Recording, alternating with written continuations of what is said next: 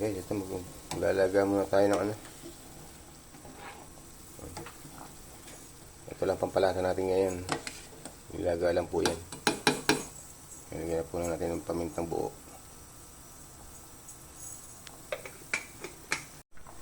Tabog po natin itong ano, yung lalaga natin. Upo lang po yan. Ayan. Para may makahigop tayo ng may padabaw. Haluin muna natin para yan. Yun ang pampalasa natin dyan. Konting manok na may mga buto-buto yan. Ganyan lang po kasi ginagawa namin dyan pag mga tabaw lang. Sandali lang po iluto yan. Para po sabaw yan.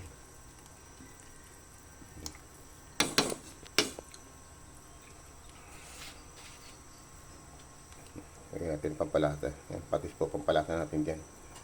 Yan, konti lang patis para hindi tayo masyadong maaalat. Alam niyo naman. Kakain na lang po kayo. Gumala na po kayo ng sausawan na para umalat. Pero hanggat maaari, isa niluluto natin, tabangan mo lang muna natin para hindi tayo masyadong maalat. Ayan guys, luto na natin yan, nilagang upo. Ang sahog ay kaprasong manok na buto-buto. Ayan.